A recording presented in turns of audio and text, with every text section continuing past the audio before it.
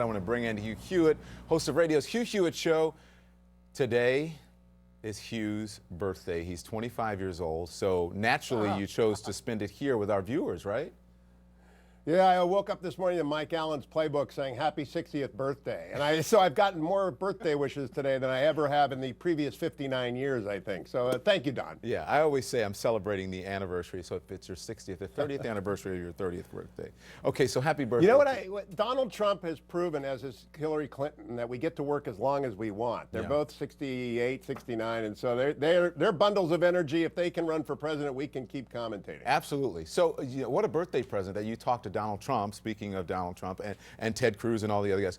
Your radio show today, you spoke to them. Did they give you any headlines? What are the headlines here? Yeah, I think the headline for Ted Cruz is that he grew up speaking Spanish. I wanted to clear that up. And that he fired Rick Tyler. He thought it was unfortunate, but he needed to. And he's not worried about the narrative. He's actually leaning into the narrative, liar, liar, liar, and taking it on, which is what you have to do. There's an old adage in politics, which is hang a lantern on your problem. But there's another old adage. Lee Atwater, the late great Lee Atwater, said, when your opponent is on the ground with a broken arm, step on it. So Donald Trump and Marco Rubio stepped on it today, and they're going to continue to drive this story as far as they can. Also had Ben Carson on today. He forgiven Ted Cruz for the Iowa brouhaha and said so, but Donald Trump joined me after Ben was on. He said, look, he brought up the Ben Carson thing, and he went after Ted Cruz really hard, even though it's kind of counterintuitive to me. He wants to keep Cruz alive and dividing the anti-Trump vote, but he might end up breaching the firewall in Texas and taking him out. Let's listen to some of Trump from your interview. Okay. We've had a lot of problems with him. He's a person that doesn't like telling the truth, and I just find it hard to believe that some of the things he said. So he plays hardball, and I like hardball, and I've met a lot tougher people than him, believe me, many, many, many times tougher, but he has a real hard time with the truth. And Ted Cruz, obviously, responding the way he did, he's worried, as I said to Sunland, that this may be sticking. Oh, he's very. You know, you've got a narrative like this takes hold, and it got a hold of Nixon early in his career, and he had to fight it for the rest of his career. It doesn't mean you can't beat it, but you would rather be talking about the constitutional issues raised by the Scalia vacancy. Donald Trump told me tonight he will reincarnate. He wants a Scalia reincarnation for his nomination for the court. Ted Cruz would rather be talking about that than firing his spokesperson and giving Marco Rubio an opportunity to go out, as you noted earlier in the broadcast. Rubio had this day where he collected more endorsements and money. All of the Jeb people seem to have gone to Marco Rubio. A lot of people are leaning on John Kasich to get out. The Ohio governor will not get out until Ohio. I've known John Kasich a long time. But I do think the big story of the day is that Donald Trump's going to win tomorrow in Nevada. John Ralston and others say that. He's going to win big.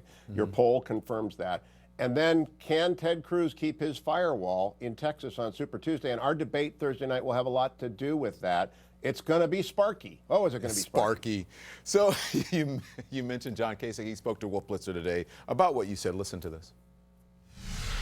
Are they privately urging you to drop out? No, I haven't. Haven't heard from any of the special interests to get me to drop out. In fact, we're signing people up. We're signing up some significant Republican fundraisers, and our political organization is expanding as well. We're going to keep going because, you know, when I travel places, people beg me. They say, you stay in. You represent hope for me and for my family. And this is all sort of political mumbo-jumbo from people who, you know, I don't even know who they are. And, you know, the fact is, we're just going to keep on going. And at some point, when we get the consolidation, I'm very hopeful, Wolf, it's going to be towards me. All right, so you said you think he will stay in to Ohio at least. But do you think there's pressure? You don't think it's time for maybe him to make room for someone else? That's a conventional wisdom.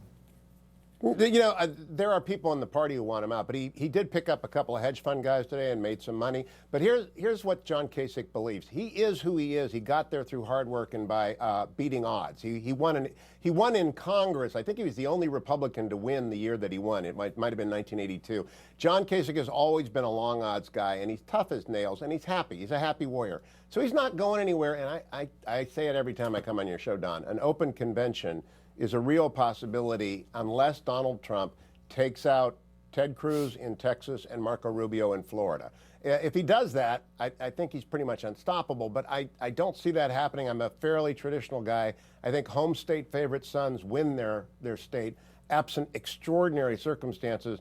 So this debate could be very, very big, and there's some issues that are troubling for Donald Trump. I asked him about his tax returns today, and they still haven't been reproduced, and he said they'll get there eventually, but the pressure is going to build on him to release that and to get more specific about his answers. So at this point, no clear runaway. Trump is stoppable to you at this point, and you still believe there could be an open convention. Yes, I don't think there's no way in heck to predict what's going to happen, but the odds makers and the bet takers show Donald Trump with a 50% probability and Marco Rubio with a 40% probability, and they've got Kasich in low or high single digits and Ted Cruz a little bit higher than that. That reflects a divided field in which the possibilities are endless. Only Ben Carson doesn't have a path, and I asked him about that today, and he said his path is to hope that they all break to him, and that's kind of a long ball, but Four people could be the nominee, and we'll find out more on Thursday night. You want to predict Nevada? You don't have to ask. No, you got me to predict South Carolina. I got it right, thank goodness, but I put the crystal ball away. I got it exactly right, yep. All right, you know how we're... On your show. Yeah, you did. You know how we're similar? Because a week from tomorrow, I'll be celebrating with you. I'll be 27. Oh, really? Yeah, that's a joke. I'll be a lot older you'll be than 27. 27. Yeah, right. Thank you, Hugh. Happy birthday again. Always good to see you. Thank you, Don. Thank you.